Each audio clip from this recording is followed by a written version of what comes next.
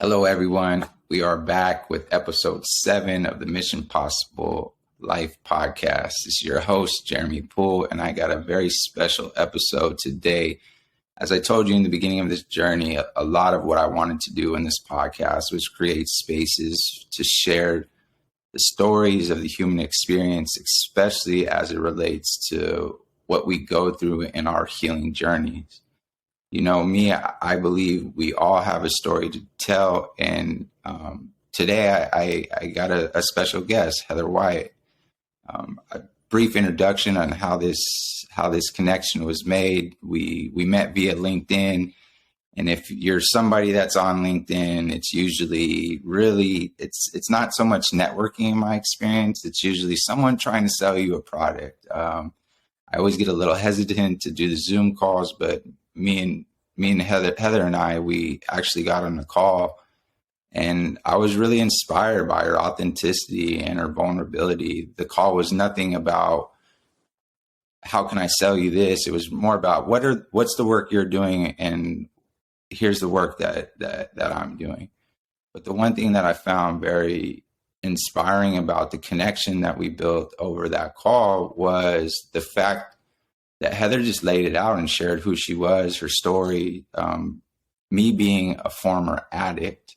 And I don't want to take away from Heather and her story, but me being a former addict, like I know the ins and outs of what it is to be in that space. Heather actually is someone that lived on the other side, being the loved one of someone that struggled with addiction. So again, the reason we're here today is to share Heather's story. Heather is a holistic health coach. She works in the coaching space, and I think that's beautiful. Most of us are not in this space to, make millions of dollars. It's actually to help transform the lives of others. So that's, again, a brief introduction of how this connection was made. But I actually now would like to pass this over and let Heather share who she is, what she does, and her beautiful story of healing. So take it away, Heather. Thanks. So thank you for saying so many great things. And I feel the same way. It's funny seeing different perspectives of the same story, because I feel like you were the one that inspired me by being so honest, which in turn made me just want to be more honest about my story. So thank you for this space that you provided just to make that happen. So yeah, you said it. I am now a holistic health and weight loss coach. That's how I market myself. My clients think that's why they're coming to me, but what's really going on, we're transforming. We're transforming the limiting beliefs, the identity along the way. And if those healthy habits develop and weight loss happens, that's just a bonus. Coaching is much more than that. We go much deeper. So, man, how did I get here, I guess, is the first place. Because that's it. How did you get here? Right? So before I started my business, which has only been a couple years ago, I came from a bar and restaurant background. And that's a good way to just bring it back. Like when I was 18, I was a bartender. It was cool then. It was so cool. I was making so much money for an 18-year-old. And I met the guy I would eventually marry. And so things happened a little backwards. I mean, I got pregnant first, and then we got married later on. And this was all when I was super young. I mean, I was still only 19 when I'd gotten pregnant. And he's 6 years older than me. So I guess he was 25 at that time. And he was at the bar all the time. I thought he was at the bar because I was working at the bar. Everyone told me it was a bad idea to have a baby, go into this future, get married so young, but, we're stupid when we're 18. I thought I knew everything. That's stupid. We're uninformed, That's what it is. It's as I get older that I realize, man, I've known nothing up until now, and I still know nothing. So I'm always just trying to learn. But taking it back to then, because of my childhood, how I grew up, I was like, that's it. This is my chance. I'm going to have my family, and it's going to be perfect. None of the things that happened in my childhood, all the mistakes that my mom made, I'm not making those mistakes. And I was sure of that. Yeah, it's fun. That's one of the things that even being a father now it's I'm going to do things differently. I'm never going to be the father or the parents that I had. And it's crazy because I have young children, and I always say, like, I am my dad at times. There's a lot, right? Because that's the system we grow up in. So I just wanted to bring that. Yeah, that's exactly true. And we were all in, both of us. I mean, we were going to have this happy family. 2 years after my first daughter was born, we had a second baby on purpose. We wanted to continue. We were very happy. And I will say, even when I was pregnant with my first daughter, my husband would come home and he would be very like itchy and scratchy. And I'm like, what's up with you? He's like, oh, so-and-so like brought some Percocets to work today. And we were taking them and got high all day at work. I'm like, oh, whatever. I don't even know what Percocets are. But then it got to the point, and I was still pregnant during this time. He would say, hey, that's when you could get them from the doctors very easily. That was the whole start of that whole era. And so he would come home with a pill bottle and he'd be like, I need you to hide these from me. Only give me this amount when I ask you. And so I had no idea. That was suspicious.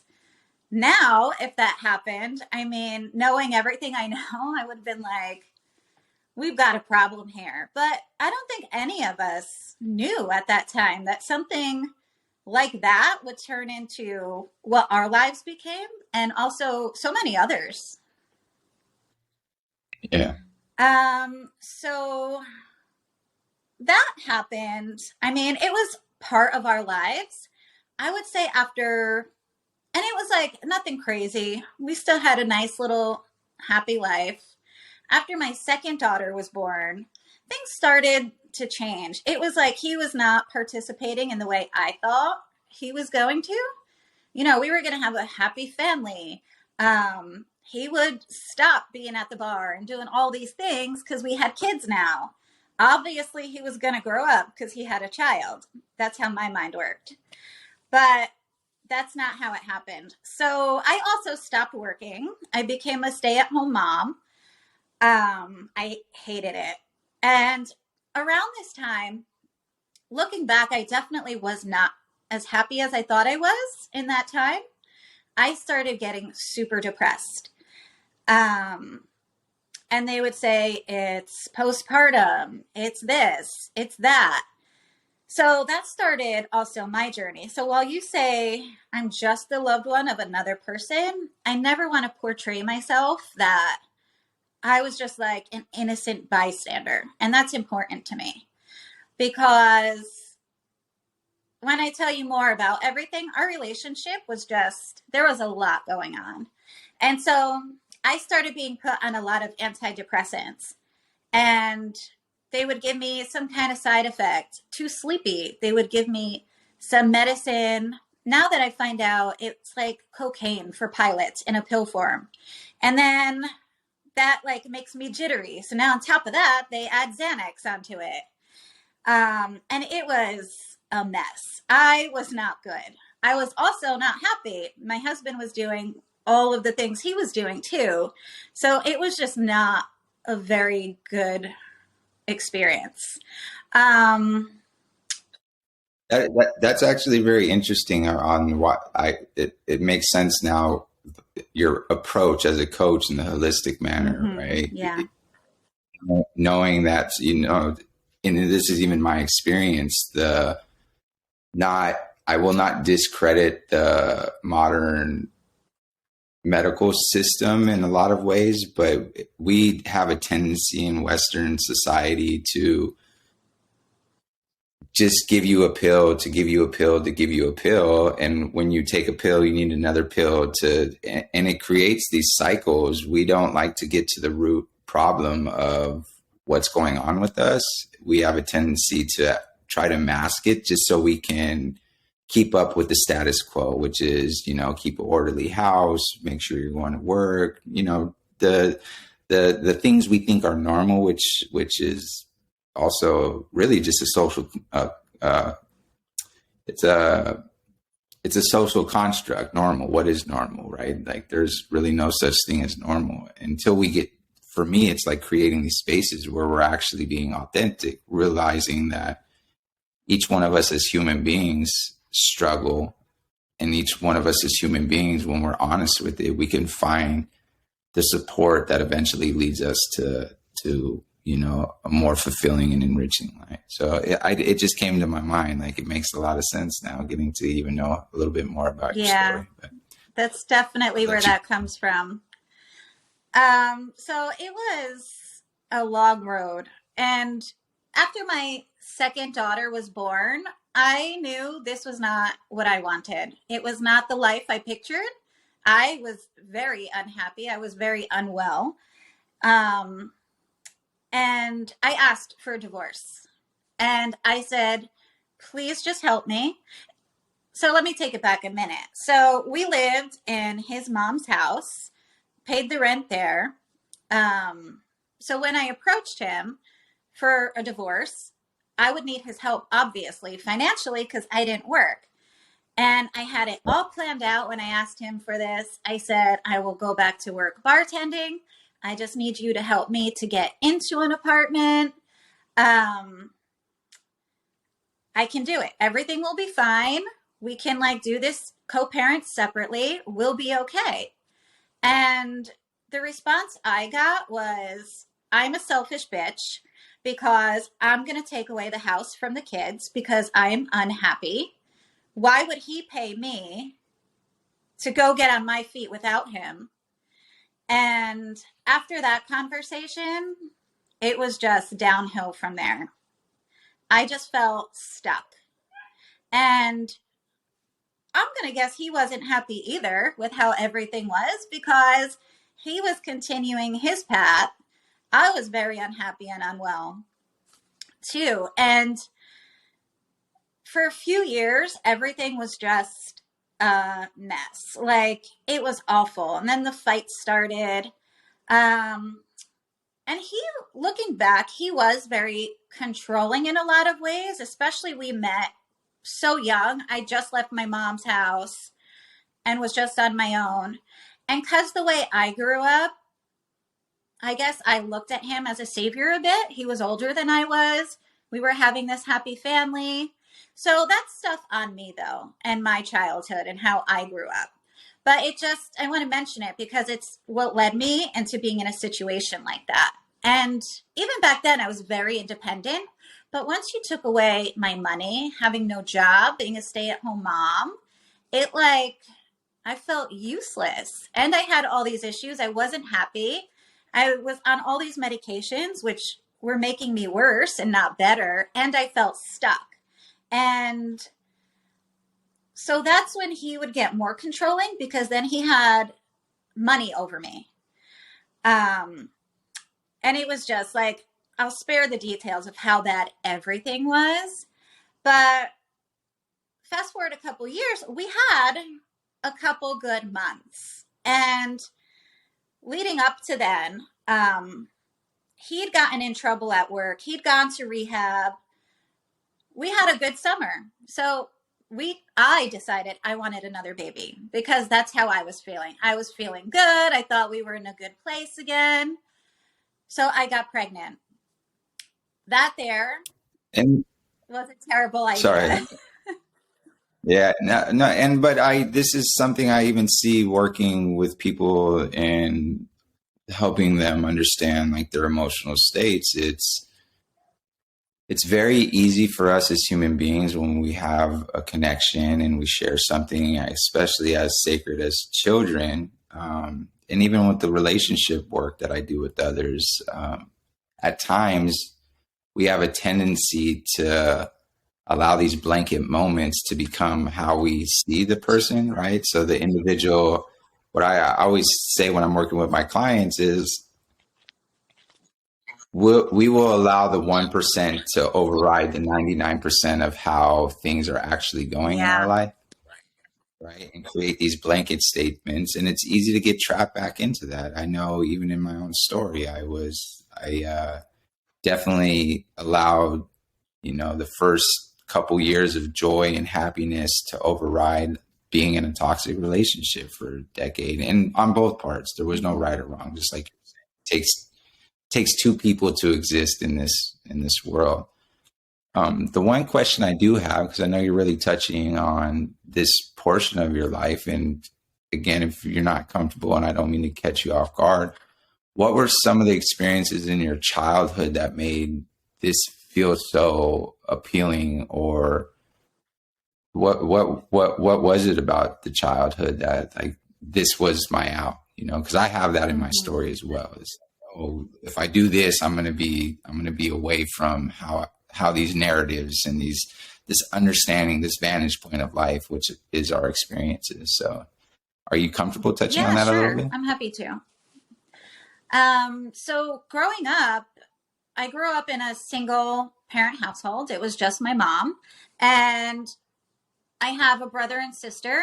I don't know if it makes any difference, but I have one father. They have a separate father, and none of those men were in our life. My mom had toxic relationships with both those men and other men in the past.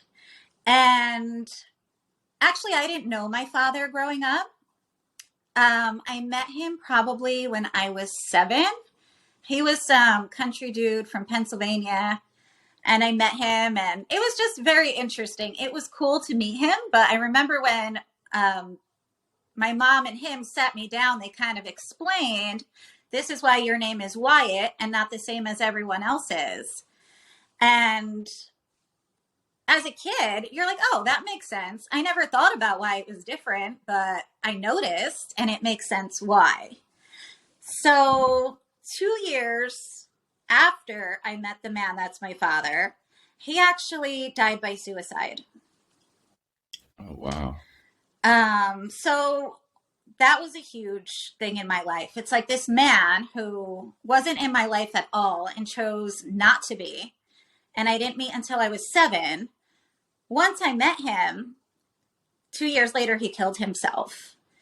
And now having kids, like, it's just different. Like, we'll get to more, I'm sure, but I couldn't imagine putting my kids in that situation. But maybe it's because I've been in that situation. But as a kid, I definitely held on to that a lot. It's like, wow, I wasn't even good enough to stay alive. Now, with all the self-work I've done in therapy and understanding mental health much more, I understand it had nothing to do with me. But as a child, it definitely did. Yeah. Yeah, I mean, just coming from the split home, I work with a lot of people in addiction, and that's a big of foster children, single family homes. It can be definitely like a riff, especially if you don't have the language to help your children through that, or realize like there are special humans that may have not been the father, but get to be fathers. That's something that I witness my younger brother right now. I was like, you are actually, it's really cool to watch him step up and become a father of a child that's not his own. And I think that's so special, but exactly what you're saying, like what you're getting these grown concepts shown to you as a child, and you're creating anchoring points and narratives that paint pictures throughout the whole rest of your life until you do exactly what you said, like do the work around therapy, work with people that understand, have some of the same lived experiences, understand what mental health is, because we live in an information age now, but like this information 10, 15 years ago, you had to have money to get to this information. So it's really opening and broadening even more of this story that I already feel is inspiring, but to hear a lot more of it is you've been through it and you're healing. Sitting and knowing where you're at today is beautiful. But I'll let you continue to share who you are and how did you get to this moment. Thanks. So the last thing I would add about that, with my mom being a single mom, she was working all the time, and I was the oldest, so I had the responsibility of caring for the younger children. And honestly, she preferred to be at work. She didn't want to deal with the shit show that we were at home. We were a nightmare. So that's why I embrace this fantasy of my family. My family is going to be great. That's not going to happen to my family. So moving forward to where I left off, me getting pregnant again, I'm grateful my son is here, but that was not a good decision on our part. I ended up pregnant now at home. He now had to go, he got in trouble at work. Something happened. He now had to go to an out-of-state rehab. The last one was local outpatient. Now he had to actually go to Florida to do the whole thing during Christmas time. It sucked. It wasn't fun. It was not a good time. So he got back and things just there's a big part that's happened here too. And I don't want to go into too much detail because of all of the people that it involves. So, Respect that. Long story short, we blew up our marriage. And in order to separate from one another, the 3 kids that we have, they don't even live with me full time now because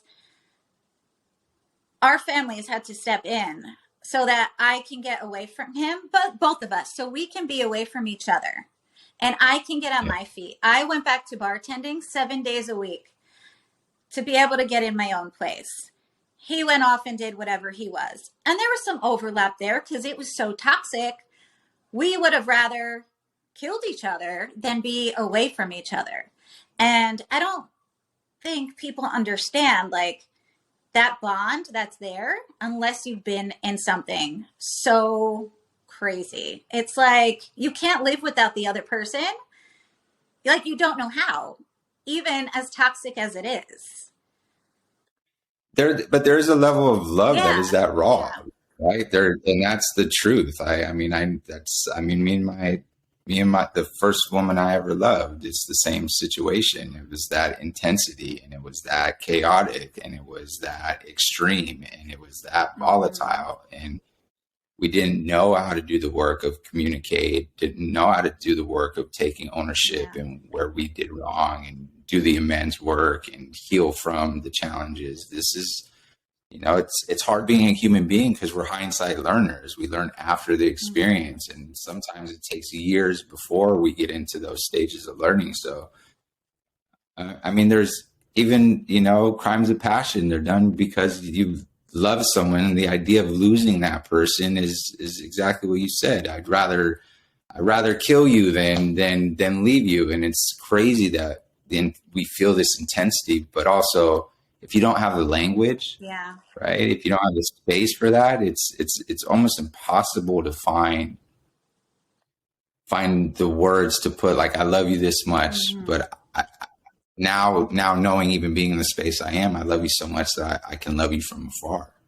But when you're in it, that doesn't make sense, So it's nothing you have to explain. And I guarantee the listeners to this podcast definitely understand some form of that in their life. We believe they're isolated experiences, but I think all of us at one time have this understanding of love being that raw. And I'm glad you brought that up because it wouldn't reach that level of toxicity without the love. The love is what gets it all messy and makes those big feelings happen. So eventually we parted ways. My life, I know, was not easy. I wanted my kids to live with me full time, but like I was working 7 days a week. It just was not reasonable. I couldn't do that and pay a babysitter and get back on my feet. When I left, I had nothing, a shitty credit score, no money, no license, no car, no place to live, like starting from nothing. And so that's the only thing I knew, bartending. And then I went into serving where I could get jobs. And I just filled my schedule so that I was working every day a week. And at that point, I wasn't even making too much money. Like I had shifts, I was making like $50. And I got to the point, I was like, if I can just make $100 a shift, I can save enough money to get into an apartment. And like, that's just how my mind was. I'm like, just $100 today, make $100. And I have a couple times, my mom would call me and she'd say, oh, he's trying to get in touch with you. He wants your number. Can I give it to him? And I'd say, okay, sure. But he would just start talking some crazy stuff and it didn't make sense. And so another important piece is I got wrapped up with a guy as we were leaving. They were both aware of this. Like we were done, the relationship, me and my husband. But I met this other guy who, in hindsight, was terrible for me. But at that time, he served his purpose of like just being that person for me and helping me just keep myself together. Because, and I will say without that person, I probably would have went back to my husband. I never would have left him. So it was like a placeholder for the next part of my life. It served its purpose. And I was with him for a few years. And it wasn't until the relationship ended with that person that I really had to start doing my work to heal. Because for the first time, I had to deal with being alone. Yes, I was kind of alone, but now I had to do all the work and face all of the feelings. And that was like really hard. And find your worth. Yeah. That's the other piece. That's the other piece of it is, you know, just again, your story, it's has a lot of portions of like men coming in your life and leaving or not treating you the way that you deserve to be treated. But it's hard to be treated the way we want to be treated until we understand what we're worth. Yeah. Right. And that's, and you sum it up beautifully, really about like, even the fact that like you had enough love inside of yourself to realize like, hey, I need help. Not a lot of people can ask that, right? Like this is something that me and my wife discuss all the time because I have a 13-year-old stepdaughter. She's my daughter, but she's not in our lives because of, you know, the decision my wife was making in her earlier years. And it's, her family stepped in and provided space for her children to be loved. And I think that's such a beautiful and such a hard thing. Even like what I know, watching my wife with our children, like knowing how to love from that space and knowing that like I didn't have what it took to be in that space. Like it's really commendable. And these are not easy things to talk about because again, society at large will tell you you're this, you're that, but they look at it from a theoretical point, which is they have no experience. They've never been in the deep waters of making these choices. And, you know, I really do. I commend. I think that's an inspiring place of your story as well, is to be that honest with knowing and asking for the help that was required for you and also for your children. Just being a father, I know I go to the ends of the earth, even if that means that I'm not the right one. And what I've learned in my healing process, my children are not just going to have me as a fatherly figure or a figure of what this. I don't like to define manhood because I think once you put a definition on manhood, then you're limited to the definition. But they're going to have many different figures in their life that are trying to explain what manhood should be. right? And with, for me, letting go of that and realizing there's going to be a time that my best friend is going to be that figure for them. Their grandfather is going to be that figure for them. And if I get so caught up in needing to be this figure in this hierarchy space, I'm going to ruin their opportunity to learn the lessons that they need to be there to engage life in their full personhood. So I really think that's a beautiful part of your story, is the knowing when to ask for help too. So I just wanted to elevate that in this podcast. Thank you for saying that, because you're right. It's definitely not easy. And there's a lot of judgment from society. Even now, being a single person, you meet a guy, I'm 39 years old now. Oh, you have kids, but they don't live at home with you? Well, no. Well, that's weird. They judge you for it. And the real thing is, the relationship is great. It's untraditional, but we are all good right now. Like, it works out. And to be honest, my kids have everything I ever wanted them to have. It's just not in the way that I saw it. Yeah. And the non-traditional, which is, for me, that's one big thing that I try to teach clients. Why continue to engage in traditions, right, when the traditions are breaking you inside? And that's exactly it. Right? You get to create your own. And like, that's, again, a part of your story I want to elevate, is like this ideal of, I need this traditional family, we're going to be this way. But it looks like you found your peace in your center and accepting your own traditions, which, at large fuck society in many ways. Like that's just been my motto for a long time. I'm the salmon swimming upstream when it comes to a lot of the traditions I'm supposed to partake in. No, I do things the way that I feel is correct. My intrinsic value, and knowing that part of my intrinsic value saves space for human beings to do what they feel is right for themselves. It's not my place to cast judgment. It's the only person that any of us should judge is the individual we were the night before. Mm-hmm. And that takes a lot of work. And it's still going. Making the transition to a business owner, that's been a rough transition itself, because even as a bartender, you have to be a certain way. You have to be cute and smile and deal with all like guys being assholes to you and customers being jerks, and you just have to smile and take it. And even coming down to who I would hang around with, I felt like I didn't fit in anywhere because I didn't know my identity.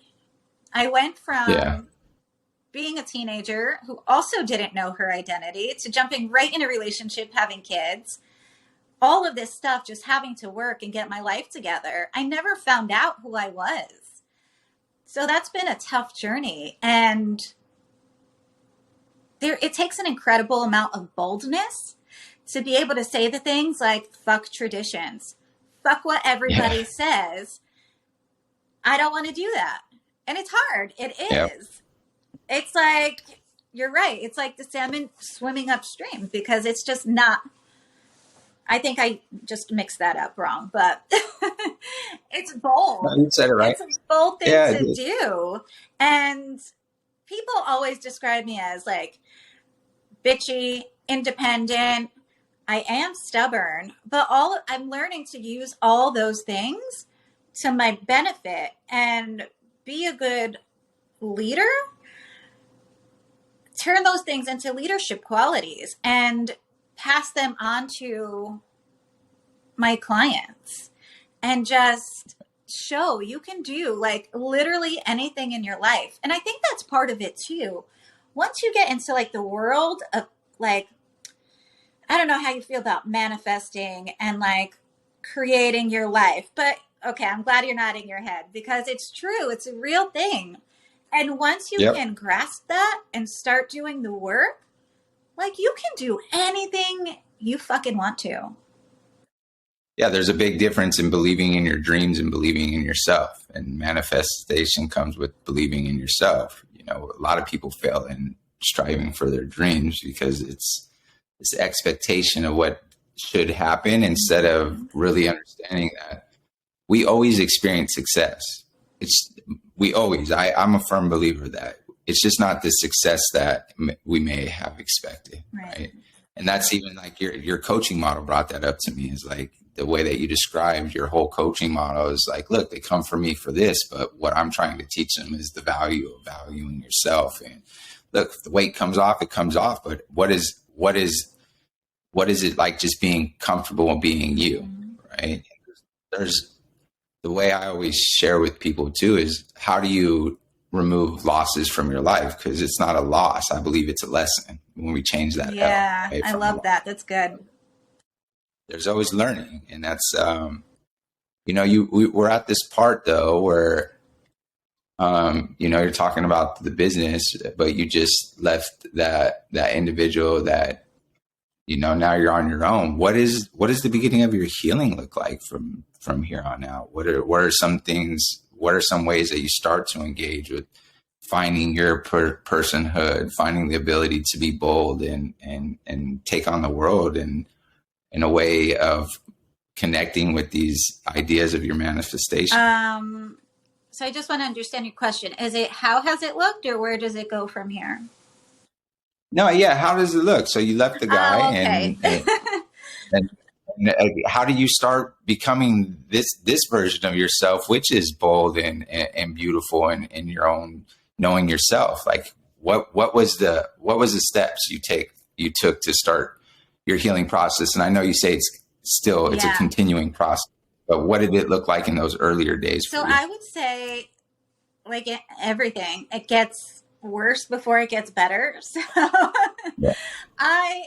once that whole person left, I was also in a really shitty place. And I have definitely been suicidal at multiple stages in my life, because I felt so stuck and helpless. And like the doctors weren't helping. I had one psychiatrist at one point tell me, "Oh, you're just treatment resistant.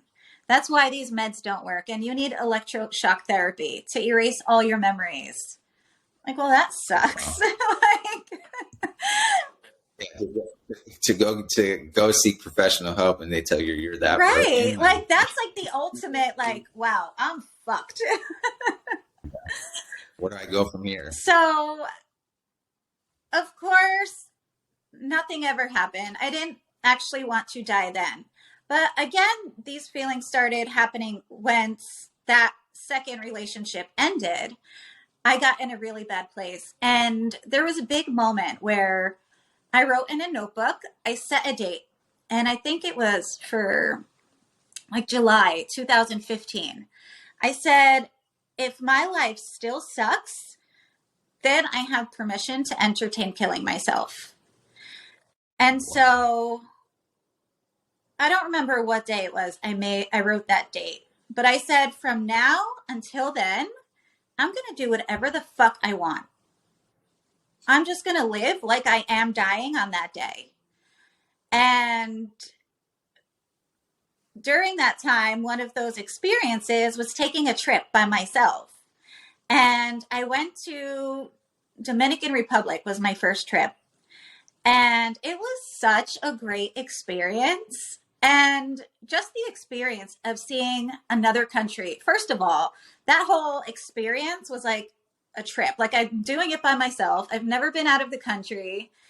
I'm in this place. It was crazy, but in a good way.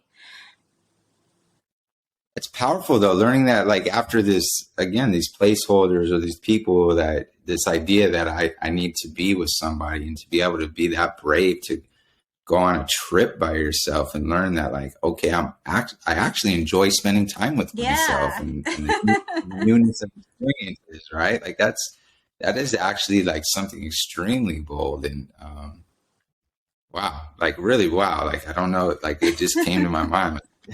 Really just, that's awesome to do the trip. It's something I say, if I can't enjoy myself, how can other people enjoy me? Yeah, absolutely.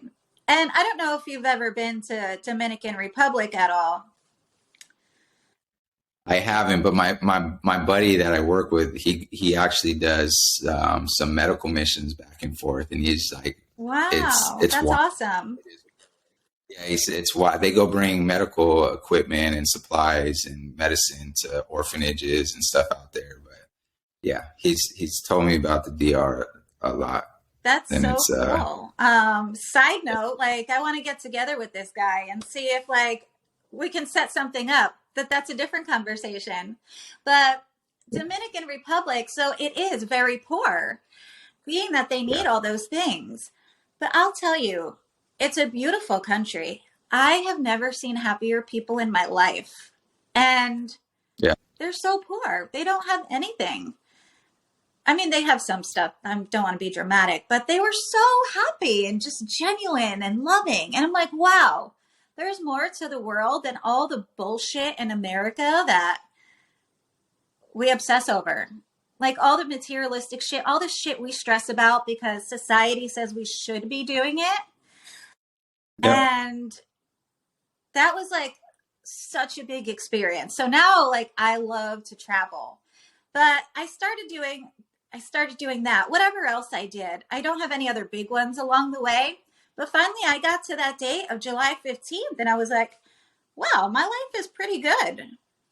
I'm a little happy now. I'm like, all right, let's just keep going. Let's keep doing what we're doing. And that really made me go on this journey. And I think around the same time, I met the therapist who I actually still have now. I've been seeing him for a very long time. He's been really great. And it's just, I started putting in the work and to heal myself and visit all of these things. And it wasn't smooth. Like I went through a period where I would date married men because I was still emotionally unavailable. And I'm like, oh, I understand marriages aren't perfect. Obviously, you're unhappy. I was miserable in my relationship. So that was definitely not healthy, but it put me on the track to get healthy. And then look at myself and say, I'm not proud of myself for doing this. What else do I need to fix inside me? And so that's how I look at things now. If I'm not happy about something, if I'm not proud about it, okay, what does this mean about me? What can I fix? yeah. I love it, and it's wild that you actually had like this date in mind because I know from it, just again in my own personal story of recovery, I didn't want to get sober.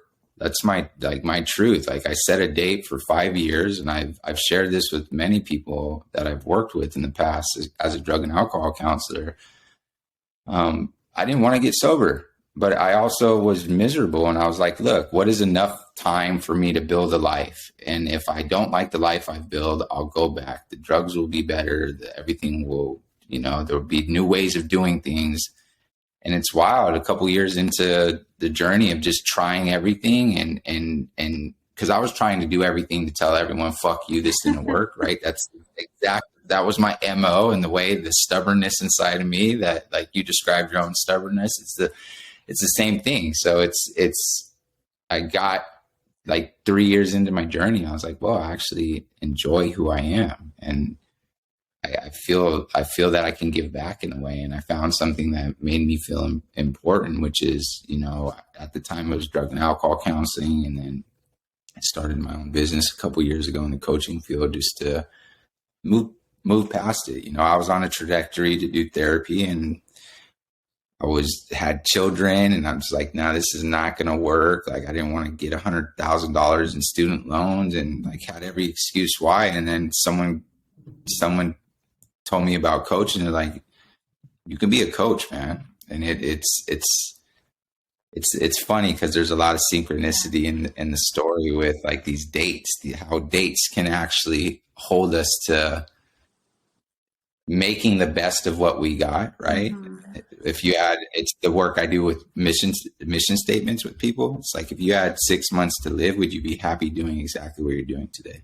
What would you change? And to see how far your change and your growth happened in that time, and learning that you loved yourself, and even the challenges you experienced afterwards. We're human beings. Yeah. The one thing we're perfect at is being flawed. Right. That's exactly it. Are you going to be insane and continue to do it, or are you going to learn from it? And for people who don't realize the challenges we face, you're always going to face them until you overcome them. you're an avoider, you're just going to be good at avoiding them. But if you don't face the obstacle or willing to try to climb the mountain, you're just going to stay at the bottom, and that's where your life will be. And it's not that your life will be in the bottom, but it will be confronted by this big fear that 9 times out of 10 it's imagined, or it's not as hard as it is. And I loved what you said about healing. I wanted to just elevate that in this conversation, that it always is harder before it gets better. But that is such a statement of compassion, to try to tell somebody whose life's been in havocs or chaos for years that it's just going to get better is falsehood. So I love that you said that. And I just, again, elevate that. It's true. And it's hard. Like, doing all of this work is hard to get yourself. When I look at places I've been in, my worst places, to where I am now, which is like pretty good. Like, I'm a business owner helping other people. It's like, it feels so good, but man, it was hard. It's still hard. I still have days where I'm like, I don't know how I'm going to get out of this feeling. But now where my mind goes, I'm like, all right, breathe, get some aromatherapy. What else? What else can we try? It's like you just start pulling from the tools that you have. And that's what it is. Things will always be hard. You just deal with them in a different way. Yeah, life doesn't get easier. We get better. Yeah. And now might be a good time to mention, going back to the husband that I had, he never did get better. He stayed in that life, and he ended up dying by suicide because he couldn't get out of it. Yeah. Yeah, that's the hardest, that especially the addiction aspect of it, because it is a fatally progressive relapsing disease. And it's, we can't see, it's hard to find hope. Yeah. You know, I believe there's 4 styles of individuals that are like, go through their lifespan. There's individuals born in the light, and they stay in the light. There's people born in the dark, they stay in the dark.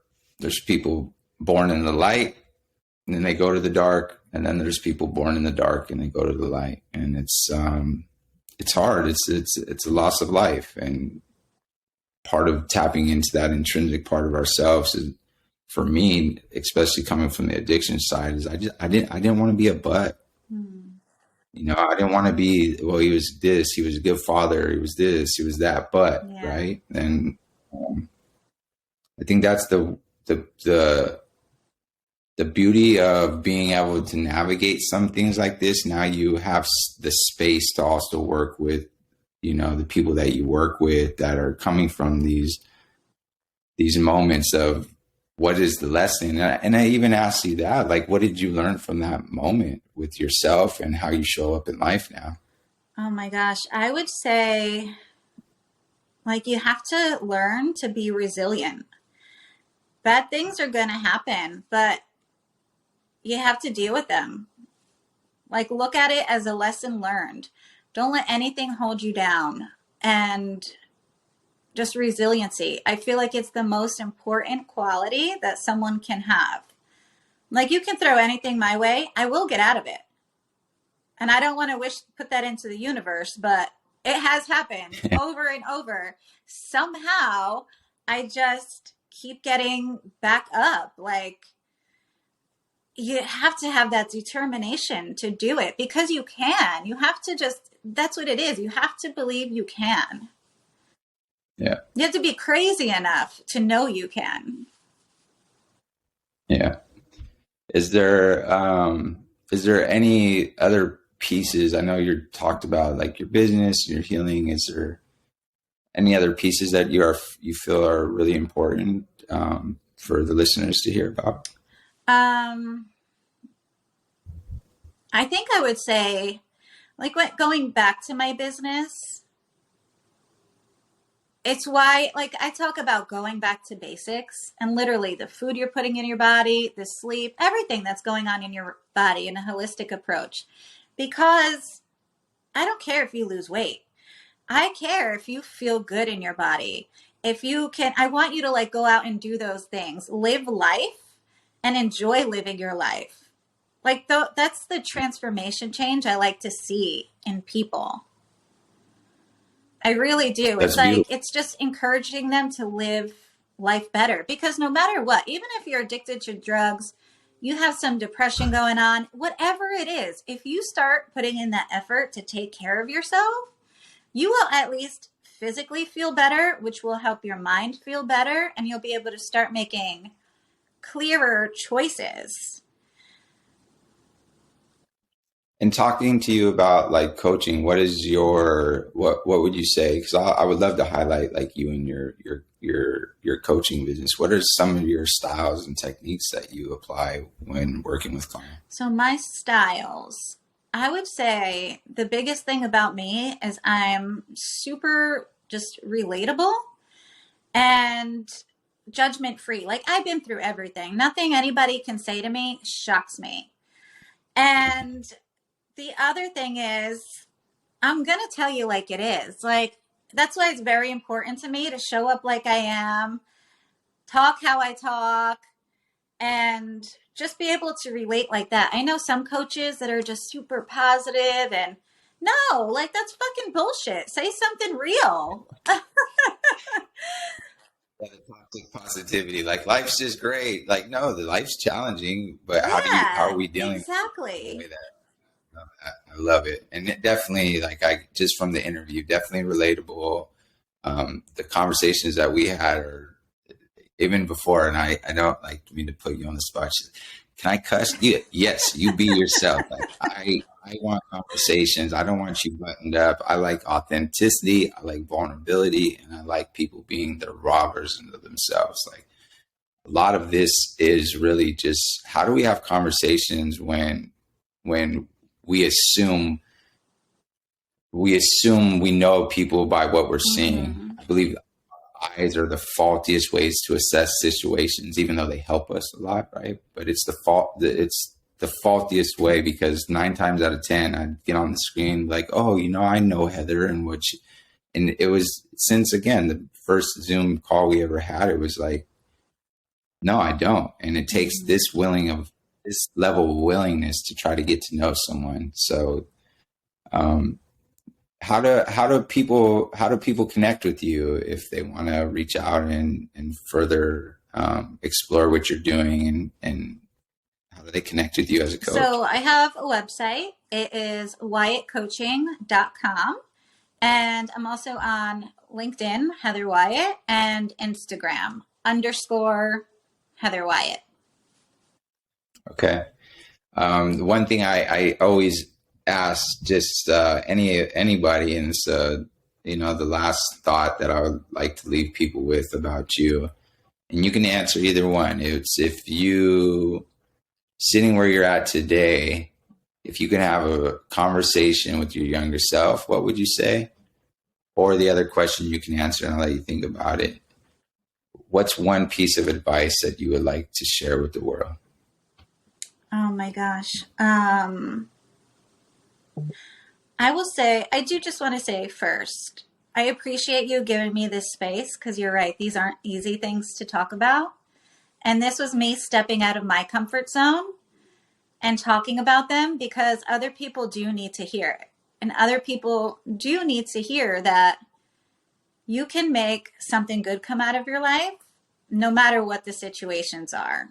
Like I feel like for every bad thing I've ever done, I need to do like so much more in the universe.